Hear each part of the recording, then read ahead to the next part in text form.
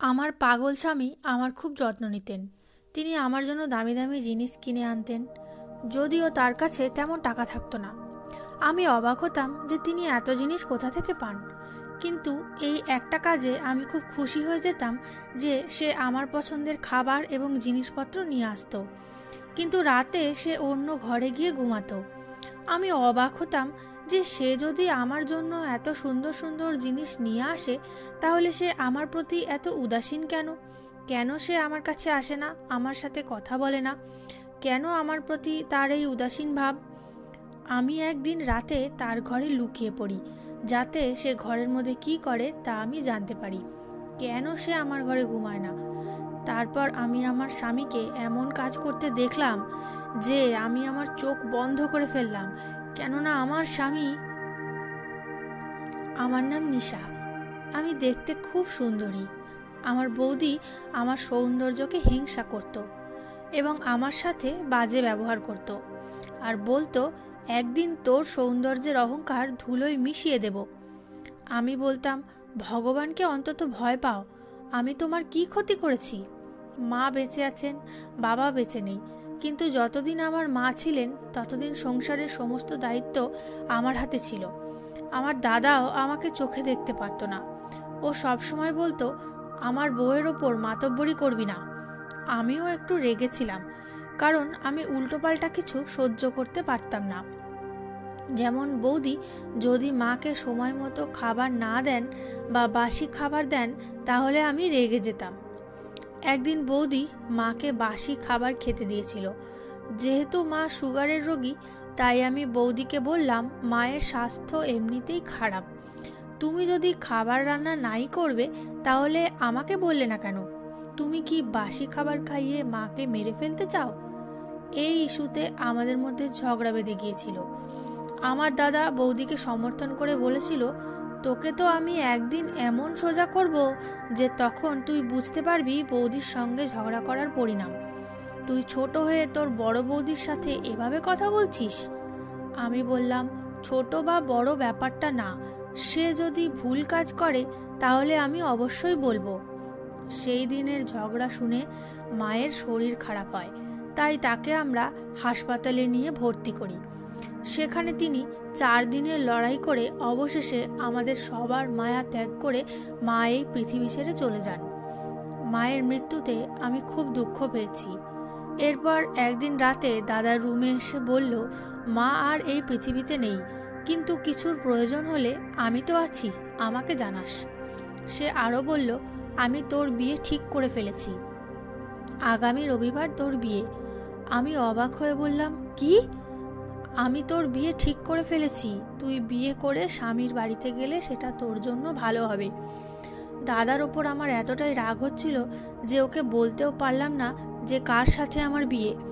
ও আরও বলল, সবেমাত্র মা মরেছে, মনের মধ্যে যদি বিয়ে নিয়ে কোনো স্বপ্ন থাকে সেটা মনের মধ্যেই রাখ, আমি তোর বিয়ে ধুমধাম করে দিতে পারবো না। এ কথা বলেই ও আমার ঘর থেকে বেরিয়ে গেল। আমি বালিশে মাথা দিয়ে কাঁদতে লাগলাম। তারপর মনে মনে নিজেকে সান্ত্বনা দিলাম যে একদিন তো আমার বিয়ে হবেই, সেখানে আমার নিজের সংসার হবে, কারো দাসত্ব করতে হবে না, বৌদির অত্যাচার থেকে অন্তত বেঁচে যাব। এইসব ভেবে দিন পার হচ্ছিল, কিন্তু বিয়ের দিন এটা দেখে অবাক হয়ে গেলাম যে আমার দাদা এ কেমন মানুষের সাথে আমার বিয়ে ঠিক করেছে। এতে নিশ্চয়ই বৌদির কোনো চাল আছে, কারণ বৌদি আমাকে শত্রু ভাবত। আমি মনে মনে জানতাম যে কোনো একদিন বৌদি আমার উপর প্রতিশোধ নেবে, আর আজকে উনি সেটাই করেছেন। আর আজকে সে সফল হয়েছে, কারণ আমার বর অদ্ভুতভাবে বসে আছে, যাকে দেখে একটা বাচ্চাও বলে দিতে পারবে যে সে একজন সাধারণ মানুষ না, বরং একজন পাগল। কেননা ও হাতে একটা ললিপপ নিয়ে খাচ্ছিল। চুল এলোমেলো, কাপড় তো নতুনই পরেছিল, কিন্তু এত নোংরা করে ফেলেছে যেন কোনো ছোট ছেলে মাটি নিয়ে খেলা করেছে। ওকে দেখে সবাই বুঝতে পেরেছে আমার বর পাগল। আত্মীয় স্বজন না থাকায় আশেপাশের কিছু লোক এসেছিল, তারাও বলতে লাগলো, নিশার বর পাগল, ওর দাদা বৌদি ওর ওপরে কি ধরনের প্রতিশোধ নিল, মা মরার সাথে সাথেই ওর কপাল পুড়ল, এমন একটা সুন্দর মেয়েকে পাগলের সাথে বিয়ে দিচ্ছে। আমার বিয়ে হয়ে গেল। এখন আমার বিদায় হতে যাচ্ছে। আমার চোখ থেকে জল ঝরছিল। আমি কাঁদতে চেয়েছিলাম, কিন্তু কাঁদতে পারিনি, কারণ আমার কান্না দেখার কেউ নেই। মাকে খুব মিস করছিলাম। মা বেঁচে থাকলে আমার সাথে এসব হতো না।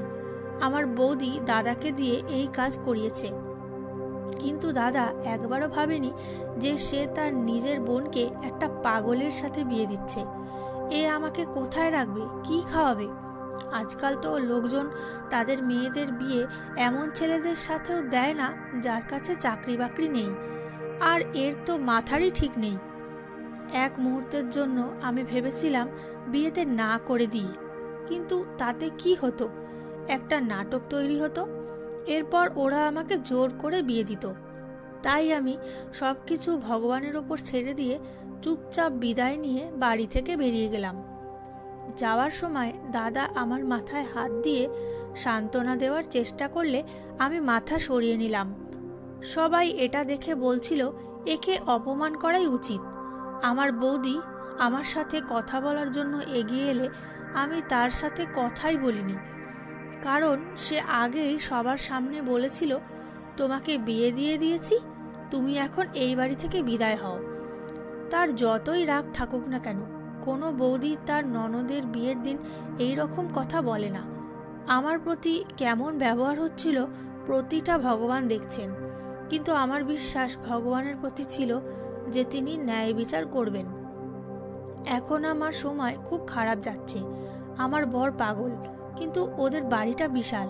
বাড়িতে 6টা রুম আছে, আর ওর একটা ভাই আছে। আমি ভেবেছিলাম সেও এই বাড়িতে থাকে, কিন্তু যখন রাতে তার বদলে তার ভাই আমার রুমে এলো, আমি ঘাবড়ে গেলাম। সে বলল, বৌদি চিন্তা করো না, আসলে এটা আমারও বাড়ি, কিন্তু অন্য জায়গায়ও একটা বাড়ি আছে, সেখানে আমার স্ত্রী সন্তান থাকে। এখন তোমাকেই একে দেখে রাখতে হবে। ব্যাপারটা হলো কি, আমার স্ত্রীর সাথে দাদার বনে না, মা বাবা নেই। এখন শুধু তুমি আর আমার দাদা এই বাড়িতে থাকবে। যদি বুঝতে না পারো কোথায় কোন জিনিস আছে, তাহলে ফোন করো, দেওয়ালে আমার ফোন নম্বর লেখা আছে। আর যদি দাদা তোমাকে খুব বিরক্ত করে, তাহলেও আমাকে ফোন করো। কিন্তু দেখো, আমিও সংসারী লোক, আমার বউ আমার এখানে আসা পছন্দ করে না। যদি খুব জরুরি প্রয়োজন হয় তবেই আমাকে ফোন করো, না হলে পরিস্থিতি নিজে সামলানোর চেষ্টা করো, কারণ এখন এ তোমার স্বামী এবং তোমাকেই একে সামলিয়ে রাখতে হবে। আমি বুঝতে পারছি আমার অবস্থা কতটা খারাপ হতে চলেছে। আমি হ্যাঁ বলে মাথা নাড়লাম। আর কি বা করতে পারি আমি? সে আরও বলল, তুমি চিন্তা করো না, মাথার উপর ভগবান আছে, একদিন সব ঠিক হয়ে যাবে। আমি বুঝতে পারছি সে আমাকে সান্ত্বনা দিচ্ছে, কিন্তু তারপর আবার বলল, আমি তোমাকে বোঝাতে চাইছি যে একদিন সব কিছু ঠিক হয়ে যাবে, তুমি বেশি চিন্তা করো না। জানি না কেন সে একই কথা দুবার বলল, আর কেন এত জোর দিয়ে বলল। এই মুহূর্তে আমি কিছুই বুঝতে পারলাম না। তাই বললাম, ঠিক আছে। আমার স্বামী অন্য রুমে বসেছিল। আমি তাকে দেখতে গিয়ে অবাক হয়ে গেলাম। এই ঘরটা মনে হয় তারই, কারণ ঘরে অনেক ভাঙা জিনিসপত্র এবং খেলনা পড়ে আছে। হয়তো তার মনটা শিশুর মতো। হঠাৎ তাকে দেখে আমি ভয় পেয়ে গেলাম। আমি ভাবলাম আমাকে হয়তো সে কিছু বলবে বা কোনো পাগলামি করবে, কিন্তু সে কিছুই বলল না। আমি চুপচাপ আমার রুমে এসে শুয়ে পড়লাম। আমার মনে হচ্ছিল ভেতর থেকে দরজা বন্ধ করে দিই, কিন্তু তেমন কিছুই করলাম না।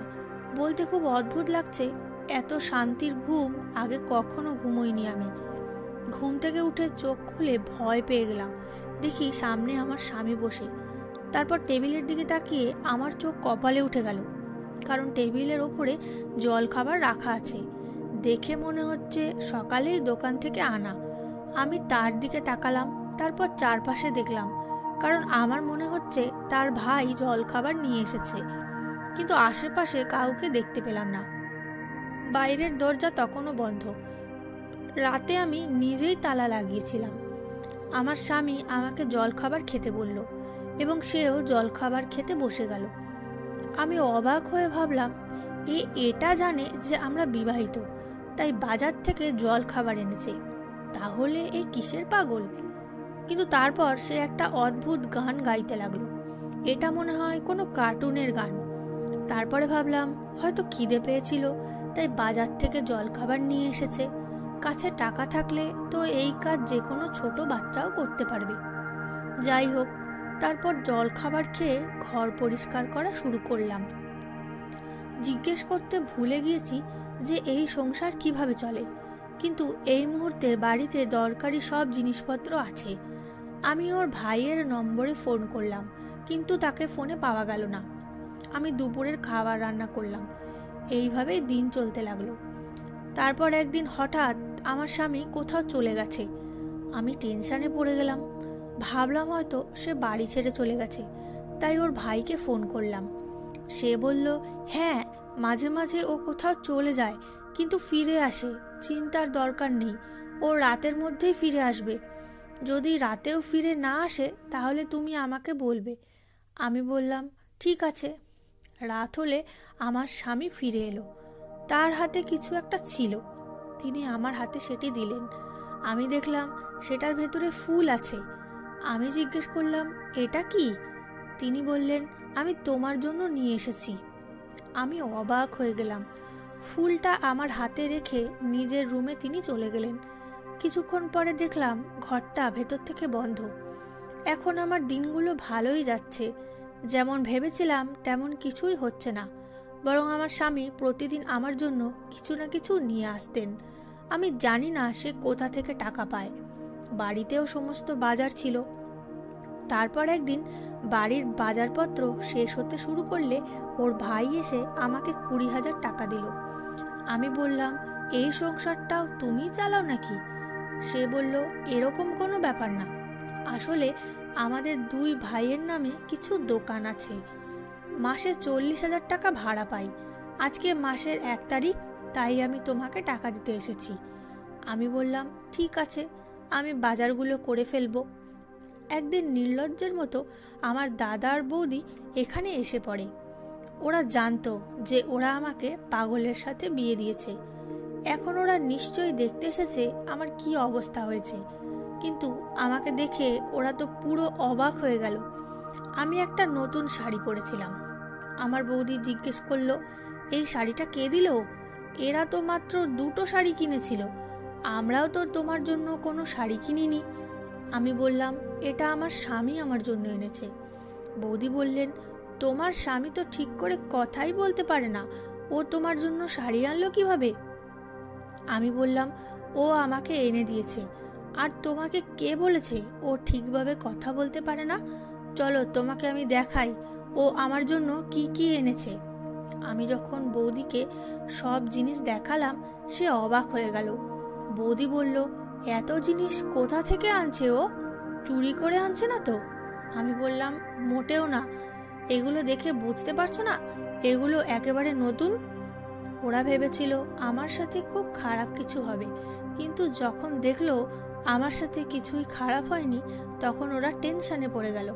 আমি আমার দাদাকে বললাম, তুমি কোনো ভুল সিদ্ধান্ত নাওনি। এখানে আমি খুব সুখেই আছি। এই বাড়িতে আমার কোনো কিছুর অভাব নেই। আমরা গরিব মানুষ। বিয়ে হলে আমাদের মতো কোনো গরিবের সাথেই হতো, কিন্তু এদের অবস্থা আমাদের থেকে 100 গুণ ভালো। এই দেখো, এদের বাড়িতে এসিও আছে। যদি গরমও করে তবুও আরামে ঘুমোতে পারি। আমার বৌদির মুখ হাঁ হয়ে গেল। আমি জানতাম বাড়িতে গেলেই দাদার সাথে ঝগড়া করবে। এটা ভালো, ওরা আমাকে নিয়ে নিজেদের মধ্যে ঝগড়া করবে। কিন্তু আমার স্বামী কখনো আমার সাথে এরকম করে না। আমার স্বামী আমার জন্য বিভিন্ন জিনিস নিয়ে আসেন আর আমার যত্ন নেন। একদিন হাঁটার সময় হোঁচট খেয়ে আমার পা কেটে গেল।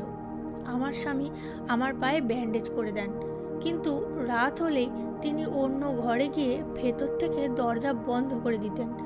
আমি খুব টেনশনে ছিলাম। এটা কেমন ব্যাপার?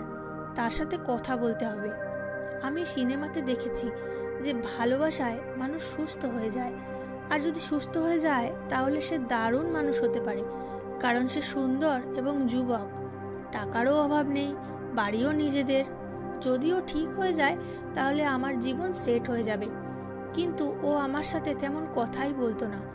ধীরে ধীরে আমি বুঝতে শুরু করি, যেখানে যাই রহস্য থাক না কেন তা ওই ঘরের সাথে সম্পর্কিত, কারণ আমার স্বামী ওই ঘরে গিয়ে নিজেকে বন্ধ করে রাখতেন।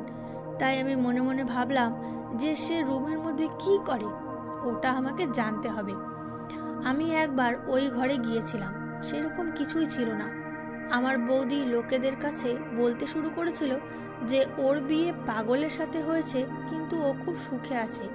এই কথাটা আমার কানে পৌঁছালে আমি বলতাম যে হ্যাঁ, ঈশ্বরকে ধন্যবাদ, আমি খুব খুশি, আমাদের সব কিছু আছে, আর আমার কাছে টাকাও আছে। সংসারের সমস্ত দায়িত্ব আমার হাতে। আমার স্বামী আমার খেয়াল রাখেন এবং আমার জন্য নতুন নতুন জিনিসও নিয়ে আসতেন। তিনি কোথায় যেতেন আমি জানতাম না। আমি একবার তার পিছু নিয়েছিলাম, কিন্তু আমি পথ চিনতাম না, তাই ফিরে আসি। ও রাস্তাঘাট খুব ভালো করেই চিনত। হয়তো বাচ্চাদের সাথে খেলতে কোনো বাগানে গিয়েছিল, কারণ তার কাছে বাচ্চাদের খেলার অনেক কিছু ছিল। তাই আমি এই বিষয়ে খুব বেশি মনোযোগ দিলাম না। কিন্তু আমাকে অবশ্যই জানতে হবে সে ঘরে বসে কি করে, এবং সে দিনের বেলায় ঘরে তালা মেরে বাইরে যেত। একদিন আমি তালা লুকিয়ে ফেললাম। তালা খুঁজে না পেয়ে সে ঘর খোলা রেখে বাইরে চলে যায়। আমার প্ল্যান ছিল যে আমি আগে থেকেই ঘরের ভেতর লুকিয়ে থাকব, এবং সে যখন রুমে থাকবে তখন আমি জানতে পারবো সে ঘরের ভিতরে কি করে। কিন্তু বাড়িতে ফিরে এসে সে আমাকে খুঁজতে লাগলো, আর মাঝে মাঝে আমার সাথে দু এক কথাও বলতো। আমার নামটাও মুখস্থ করে ফেলেছে। সে আমাকে আমার নাম ধরে ডাকতো। মাঝে মাঝে ওকে দেখে খুব খারাপ লাগতো। এও তো কারো সন্তান, সে এত সুন্দর যুবক, এর সাথে কি এমন হয়েছে যে একেবারে পাগল হয়ে গেছে? সম্ভবত তার সাথে কোনো দুর্ঘটনা ঘটে থাকতে পারে। আমি তার ভাইকে জিজ্ঞেস করার চেষ্টা করেছিলাম, কিন্তু সে আমাকে কিছুই বলেনি। শুধু বলেছিল সময়ের সাথে সাথে তুমি সব কিছু জানতে পারবে। এটা কেমন কথা? সময়ের সাথে সাথে আমি সব কিছু কিভাবে জানব? আমি আমার স্বামীর ছোটবেলার একটা ছবি খুঁজে পেয়েছিলাম। মনে হচ্ছিল যেন ও এই বাড়ির মধ্যে সবচেয়ে সুদর্শন যুবক, কিন্তু ওর এই অবস্থা কিভাবে হলো? আমার মনে এইসব অদ্ভুত প্রশ্ন আসছিল। আমার স্বামী আবার আমার জন্য একটা নতুন জিনিস নিয়ে এসেছে। ঘরে গিয়ে বুঝতে পারলো যে আমি ঘরে নেই, তাই জিনিসটা ওখানেই রেখে দিল। আমি জিনিসটা রাখার আওয়াজ শুনতে পেলাম। তারপর তিনি নিজের ঘরে ঢুকলেন। আমি ওই ঘরেরই এক কোণে লুকিয়ে রইলাম। তিনি দরজা ভিতর থেকে লক করে চেয়ারে বসলেন। আমি লুকিয়ে থেকে ওর দিকে তাকিয়ে রইলাম। সে বুঝতেও পারেনি যে আমি ঘরের ভিতরে আছি। সে মাথা নিচু করে এমনভাবে বসেছিল যেন মনে হচ্ছিল সে বড় কোনো কথা ভাবছে। মুখটা ওপরে তুললে দেখলাম মুখের পাগলাটে ভাবটা চলে গেছে। আমার কিছু গড়বড় মনে হলো। কিছু একটা আছে যেটা স্বাভাবিক না। কিছুক্ষণ পর সে পকেট থেকে একটা স্মার্টফোন বের করলো। সে ফোন কোথায় পেল? একদম ঠিকঠাক, কোথাও ভাঙা নেই। যেখানে ওর সব কিছুই ভাঙা। ফোনে সে একজনের সাথে কথা বলতে শুরু করেন, এবং যখন সে কথা বলতে শুরু করেন তখন আমার অবস্থা খারাপ হয়ে গেছিল। আমি অবাক হয়ে গিয়েছিলাম যে সে একজন নর্মাল মানুষের মতো কথা বলছে। সে ফোনে বলল যে আমি তোমাকে আগেই বলেছিলাম এই টাকাটা ব্যবসায় লাগাতে, যা আমার ভাগ্যে থাকবে তাই ফেরত পাবো। আমি হতবাক হয়ে গিয়েছিলাম যে আমার স্বামী পৃথিবীর সামনে পাগল হয়ে এখানে বসে বিজনেসের ডিল করছে, কিন্তু ও সকলের সামনে, এমনকি ওর স্ত্রী আমাকেও মিথ্যা কথা বলেছে। সে অন্তত আমাকে বলতে পারত। আমার ওর সামনে আসার ইচ্ছা করছিল, কিন্তু তারপর ভাবলাম দেখা যাক ও কি করে। কিছুক্ষণ পরে পকেট থেকে অনেক টাকা বের করে একপাশে রাখলো। তারপর আবার কাউকে ফোন করলো। এবার আমি বুঝতে পারলাম ও কাকে ফোন করেছে। ও ওর ভাইকে ফোন করে বলল, আমার মন চাইছে আমি নিশাকে সব কিছু বলে দিই। ও আমার স্ত্রী, আমি ওর সঙ্গে থাকতে চাই। কিন্তু ওপাশ থেকে আওয়াজ আসলো, তাড়াহুড়ো করো না। তখন আমার স্বামী বলল, তাড়াহুড়ো কোথায়? আমাদের বিয়ে হওয়া 4 মাস হয়ে গেছে। যখন আমার কথা উঠলো আমি বাইরে বেরিয়ে এলাম। ও আমাকে দেখে ওর মুখ হাঁ হয়ে গেল আর ফোনটা একপাশে রেখে দিল। আমি বললাম, এসব কি? কেন তুমি সকলের সামনে পাগল সেজে থাকো? আমি সব কিছু শুনে নিয়েছি, আমাকে পুরো সত্যিটা বলো, ব্যাপারটা কি? আমার চোখ দিয়ে জল বেরিয়ে এলো। তখন সে বলল, তুমি কাঁদছো কেন? আমি বললাম, জানি না, আমার একা একাই কান্না পাচ্ছে। আমাকে বলো ব্যাপারটা কি? সে আমাকে যা বলল তা শুনে আমি হতভম্ব হয়ে গেলাম। সে বলল, আমি এই এলাকার সবচেয়ে বুদ্ধিমান আর শিক্ষিত ছেলে। আমি একটা ভালো চাকরিও করতাম। আমি এখনও ওই চাকরিতে আছি। আমি সারা রাত বসে অনলাইনে কাজ করি। আমি বললাম, তাহলে তুমি পাগলের ভান করে থাকো কেন? তখন তিনি বললেন যে আমার কয়েকজন বন্ধুর সাথে সম্পর্ক ছিল, কিন্তু আমি জানতাম না যে তারা এতটা বাজে। একদিন আমরা ঘুরতে গিয়েছিলাম, সেখানে আমাদের সাথে একজনের ঝগড়া হয় এবং ওদের হাতে লোকটি মারা যায়। সম্পূর্ণ দোষ আমার ওপর এসে পড়ল, তাই আমাকে পাগল হওয়ার অভিনয় করতে হলো। না হলে আমি শাস্তি পেতাম এবং সারা জীবন আমাকে জেলে কাটাতে হতো, কারণ ওরা ওই লোকটিকে মেরে সবাই পালিয়ে গিয়েছিল। কিন্তু আমি লোকটিকে বাঁচাতে সেখানেই রয়ে গেছিলাম। কিন্তু শেষ পর্যন্ত লোকটি মারা যায় এবং অভিযোগ আমার ওপরে আসে। আমাকে পুলিশ ধরে নিয়ে গেল। এখনও ওই ছেলেদের বাড়ির লোকেরা এই এলাকাতেই থাকে। আমার কারণে তাদের ক্ষতি হয়েছিল, তাই আমাকে পাগলামির অভিনয় করতে হয়েছিল। কিন্তু এখন শুনতে পাচ্ছি যে ওরা বাড়ি বিক্রি করে দিয়েছে আর 1 মাস পরে এই এলাকা ছেড়ে চলে যাবে। ওরা চলে যাবার পর আমি নিজের মতো করে বাঁচতে পারবো। আমি তোমাকে এসব বলিনি, কারণ ভেবেছিলাম একবার ওরা এখান থেকে চলে গেলে তোমাকে বলবো। তোমার ভাই যখন বলল যে তুমি এই সম্বন্ধ মেনে নিয়েছো, তখন আমরা খুব অবাক হয়েছিলাম। আমরা যখন ভিতরের ব্যাপারটি জানতে পারি, তোমাকে না দেখেই বিয়েতে হ্যাঁ বলেছিলাম। ভাবলাম তোমাকে বাঁচিয়ে কিছুটা পুণ্য অর্জন করি। তোমাকে খুব ভালোবাসি। তোমার মনটা খুব সুন্দর। আমি শুধু কাজের জন্যই বাইরে যেতাম, আর বাইরে গেলেই আমার চোখের সামনে তোমার মুখটা ভেসে উঠত। তখন তোমার জন্য কিছু কেনার কথা ভাবতাম। আরও ভাবতাম তুমি বিরক্ত হয়ে আমাকে ছেড়ে না চলে যাও, যে পাগলের সাথে কি থাকা যায়। তাই আমি তোমার দুঃখ কমানোর জন্য তোমার জন্য উপহার নিয়ে আসার চেষ্টা করতাম, যাতে তুমি খুশি হও। আমার চোখ দিয়ে আবার জল পড়তে লাগলো। তিনি বললেন, তুমি আবার কাঁদছো কেন? আমি বললাম, আমি সুখে কাঁদছি। তখন তিনি বললেন, খুবই অদ্ভুত, দুঃখেও কাঁদো আবার সুখেও। আর দেখো, এখন থেকে তোমার জীবন খুব ভালো হয়ে যাবে। আর মাত্র 1 মাস, তারপর সব ঠিক হয়ে যাবে। আমি বললাম, আমার কোনো সমস্যা নেই। আমি ভাবছি ভগবান আমার কোন পুণ্যের ফল আমাকে দিচ্ছেন। আমি কখনো কারো খারাপ করিনি, কিন্তু আমার নিজের দাদা আমার সাথে এত খারাপ কাজ করেছে। কিন্তু ভগবানের কৃপায় আপনি একদম ঠিক আছেন। তিনি বললেন, চিন্তা করো না, সব কিছু ঠিক হয়ে যাবে। আমি সব সময় তোমার খেয়াল রাখবো আর তোমার সাথে থাকবো। আমাদের জীবন খুব সুখের হবে। ধীরে ধীরে আমি প্রচার করলাম যে আমি আমার স্বামীর চিকিৎসা করিয়েছি। এখন আমরা দুজন খুব সুখেই আছি। গল্পটি সমাপ্ত হলো। বন্ধুরা, গল্পটি আপনাদের কেমন লাগলো তা অবশ্যই কমেন্টের মাধ্যমে জানাবেন। আমি আপনাদের সকলের কমেন্টের উত্তর দেওয়ার চেষ্টা করব। গল্পটি ভালো লাগলে অবশ্যই একটা লাইক দেবেন, আর চ্যানেলে নতুন হয়ে থাকলে চ্যানেলটি সাবস্ক্রাইব করে বেল আইকনটি প্রেস করে নেবেন, যাতে পরবর্তী গল্প সবার আগে আপনার কাছে পৌঁছয়। দেখা হচ্ছে পরবর্তী গল্পের আসরে। ততক্ষণের জন্য টাটা।